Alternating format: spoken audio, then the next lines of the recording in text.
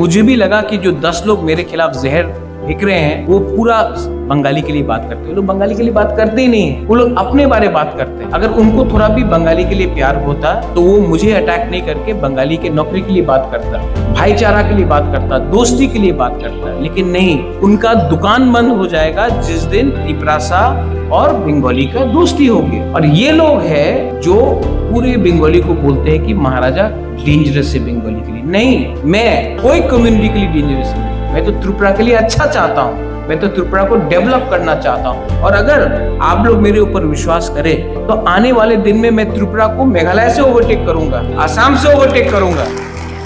और जब त्रिपुरा का डेवलपमेंट होगा तो क्या सिर्फ तिपरासा का डेवलपमेंट होगा, बंगाली का नहीं होगा, सबका होगा। लेकिन इनके पास आइडिया नहीं है, इनके पास एक ही रेसिपी है।